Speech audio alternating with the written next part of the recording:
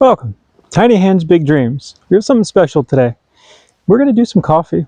We love coffee. We have a deep and interesting story with coffee in our lives. It's part of what got us here.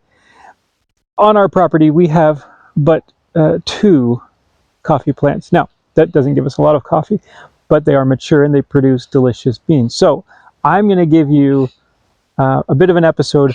I'm going to take coffee full life circle. Now, where do you start in a circle? Well, it's an interesting question. But you have to start somewhere and you're going to end somewhere. So let's full circle. What does it take to drink a cup of coffee? Maybe this is where it starts. Does it start with the plant? So most of these we've harvested from under the coffee itself. They naturally fell, they self-germinated, they sprouted, and we've taken them and put them in a little bag of soil. You have to have plants before you have coffee. They get bigger. Coffee grows slow. This one's, I don't know, a couple years in. Doing all right. Eventually, you get a nice big tree. Now they get bigger than this. Oh geez, I've seen some 12, 14 feet high. I think it'd be a good size. Let's get over and look at what the kid's doing.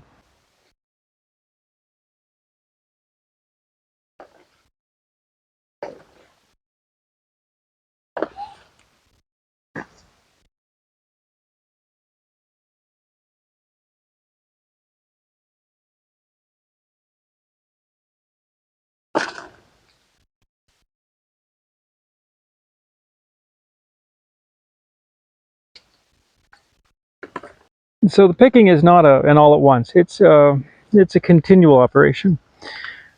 You ever see pictures and they have giant baskets of coffee, even super specialty producers, and they show off like, oh, look at our giant baskets of coffee, and you look and there's a ton of green, yellow ones in there. Yeah, those are called Quakers. That's terrible. It will actually ruin the cup of coffee. Selection starts on the tree, which means you come in and you pick these when they're ripe and not before, which probably means doing it on a weekly basis. And you sort of hunt around and you pick the bush over and over and over. This is important. This is one of the first steps to having a really good coffee. So tucked away in the corner of our greenhouse, above our seed starting shelf, is a drying rack where it stays dry. It's a bit of air. Now here we have let the coffee dry naturally. This is going to be a natural process coffee. You let it dry in the husk. And the husks get kind of ugly. That's part of the process. They're protected by the parchment though. So the next step is, once these have reached sufficient dryness, is to go ahead and pull these apart, and we're going to use a machine to do that. So there's a dried cherry. And if we can open it up, there is 2. Oh, now there's 1 coffee house. This is not generally recommended as a single hand operation. And hiding inside there is a little bean. There it is. Still wearing some parchment. And that is what we're after. We're not going to do these by hand. We're going to go fire up the weed whacker. We did a full video on processing coffee like this. I'm just going to give you the brief glimpse. We run it through here. We hit it with the weed whacker, a certain RPM with a certain size line at a certain, we kind of find the balance point to the whole thing.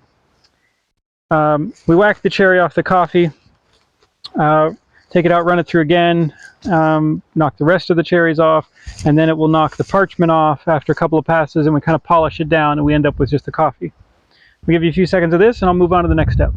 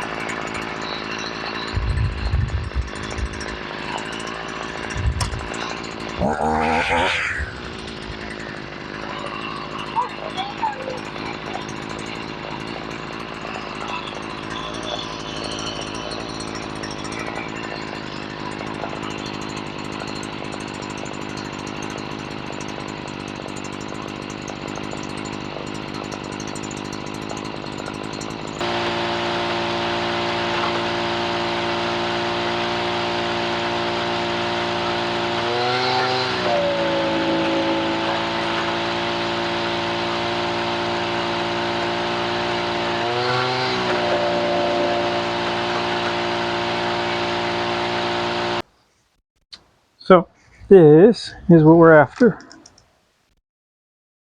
Beans. It looks surprisingly good. Um, they're fairly uniform. There's not a lot of bug damage, which is critical. The beans are very hard. I've gone through and picked out the bits of cherry that are left. And now it is time to stick it in the super magical roaster and magically turn it into drinkable coffee. Okay, let's see. First, drying phase. Ooh. Oh, I've got red fruits sweetening. Oh, tart red fruits. Like I want some cherry. All right, let's give it a little minute. Let it get past the drying phase and see what we get next. All right, so coming up past 300 degrees. Bit of fruit, neutral, no off flavors or smells.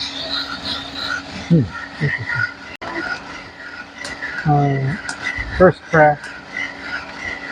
First crack sounded pretty good. Smoke, proper. Just a little bit further. Oh, there we go. Second crack. I'm gonna pull it. All right. This is it. Beautiful. So about a pound of our very first coffee. Now I'm going to open it in a second, but there's a few different tests we found can actually be of value. There's appearance, there's looking at it, there's grading it. That all happened sort of earlier. There's a secondary appearance of how the beans look roasted, which is more about the roasting than the beans. A little bit about the sorting. There is an olfactory test, two actually. The first one, I don't know that anyone else does. I think we might have invented it, and it's called the bag test. And it works best when you have the beans in a plastic bag, and then you put them in a hard-shelled container. And you open the container, and you smell what has diffused through the bag, but is trapped in the container. And sometimes you can do it just by you just smell the bag. And what is interesting is the bag is a semi-permeable membrane. Certain things go through it. Certain smells go right through this bag, and you'll smell those, and other smells stay in. And typically, the good smells stay in the bag, the bad smells pass through. Yeah, some of your weird volatile organics related to like composting and the breakdown of organic stuff. If they've over fermented, if there's rot, that will come right through the bag, and you'll smell it, and it will smell like all sorts of funk and rotting vegetables and things. And you open the bag, and you're like, it doesn't smell anything like that. Most people only smell the coffee. So the bag gives you this diffusion layer that lets you tell that, oh, there's this off flavor that's going to be in there, and I can already smell it. And on this one, try to,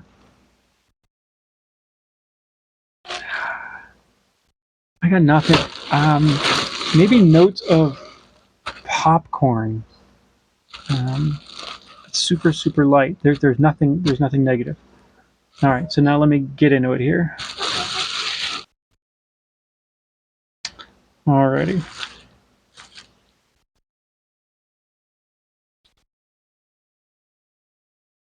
We're gonna see how good my camera is. Now, interesting thing is if you look at the end of these beans, you look at the small end,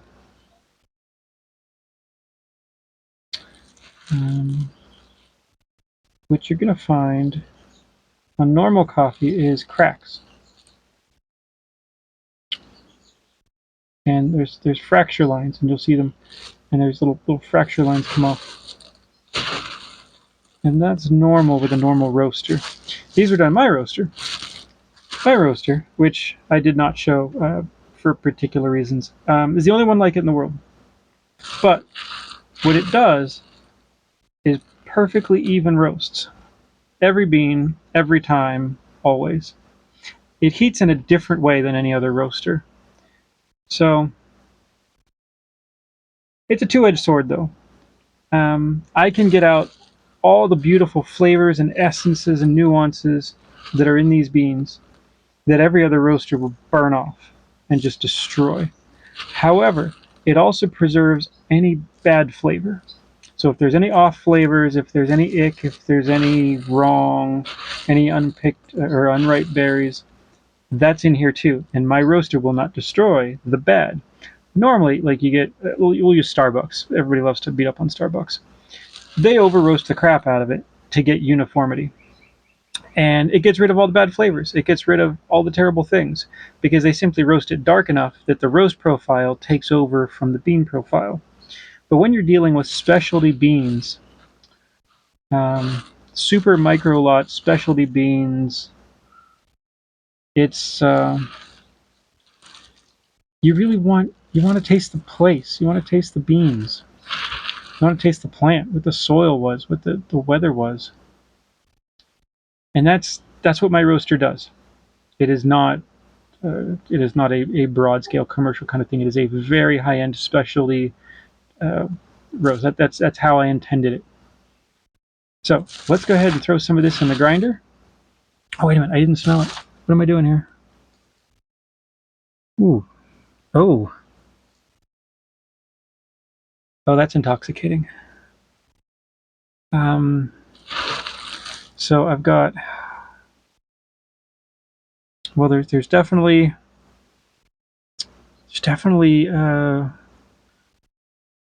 your lovely dark chocolate smells.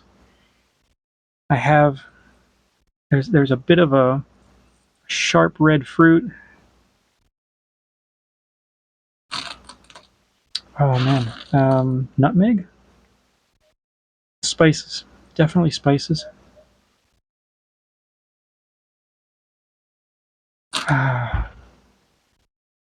Yeah. Hmm. I can't even place them all. There's definitely interesting spices notes in there. So that's what it's like after we did the raw processing. Cleaned it up a bit more, roast it. Let's grind it. I'm gonna magically levitate the phone in the air. No hands.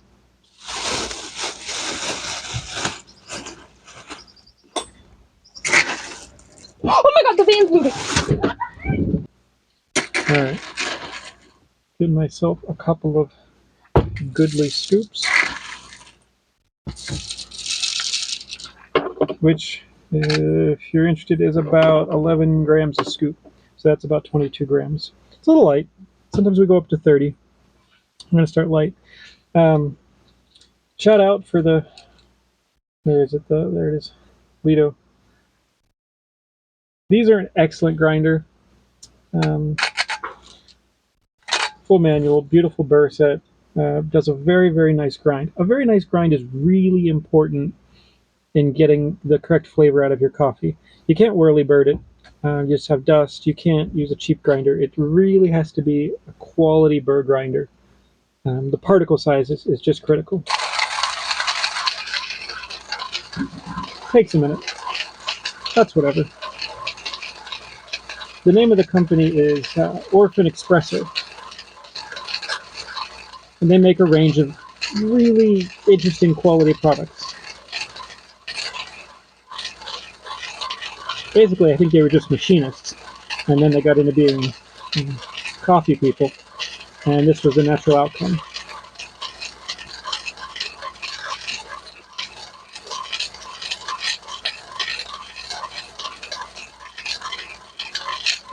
I went a little darker maybe than I wanted with this roast, but this was the first roast, and sometimes the first roast is just the learning curve. Some of it you can tell by the grinding force, and that's something you lose if you get an electric grinder. You don't know how much force it took. Now this was easy. This was 2 fingers. The lighter the coffee, the more force it takes. You get down into a very blonde coffee, and it's like grinding rocks. You get up into a French roast, and it just dusts. So that is the end of that. This is a clever. It's an immersion dripper. Wonderful little device if you're just getting into coffee. This is an excellent combo. This lets you set the water temperature, the dwell time. When you set it down on a cup, it drains. So you can simply control all the variables. This gets you the lovely grind. Zoom in on that. See how there's a lack of dust? Beautiful. A little more intense. Okay, let's brew it. All right, so there we go. Good grind, good filter. And as we add the water, water is really good right about 200 degrees. If you happen to be at 6,000 feet of altitude, just boil it. It's perfect. I think it's just a notch under 200. Now you'll notice this has a ton of foam. Got a big old foamy head on it. That's because that coffee is fresh. That is the gases that are inside. Now, to be fair, this will not taste correct. Part of the nature of the roaster that I built, it does not do the microfractures on the beans. By not doing the microfractures, it is slower to outgas. By being slower to outgas, it needs a week for all the different gases to escape from the beans and therefore taste correct. Now, most coffees, they roast it and then taste it immediately and judge it. That doesn't work. Not on this one. It's just a different beast.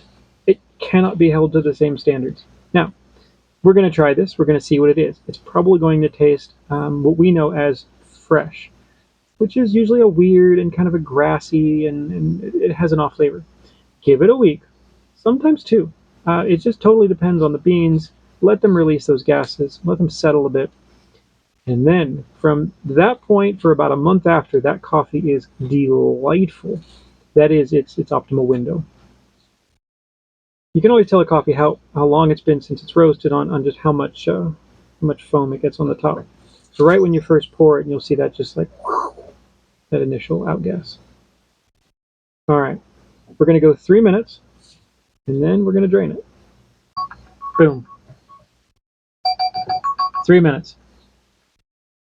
So the wife has tried her nose on it. She goes, "Yep, nutmeg, bit of maybe mace or allspice." The smell coming off it wet is a sultry, that the chocolate's intensified. Yeah, there's still the touch of fruit, and then the spices. All right, let's drop it.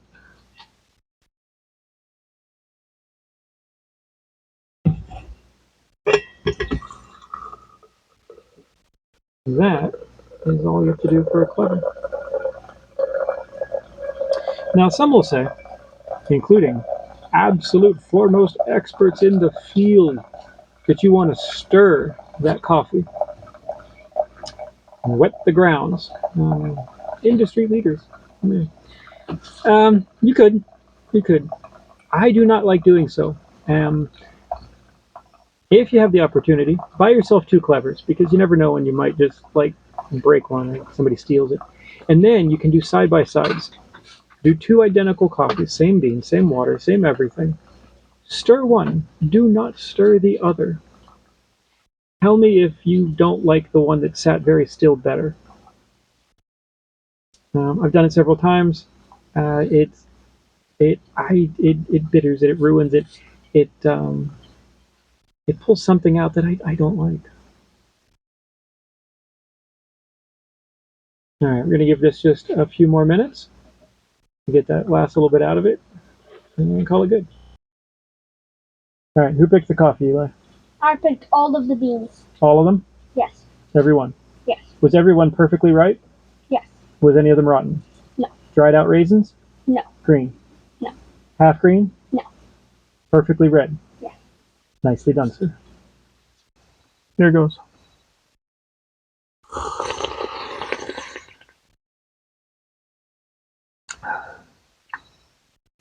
Interesting. It's complex. There's definitely a lot of spice notes there. It has good body. It's only got a hint of fruit. I thought there would be a bit more being a natural processed coffee.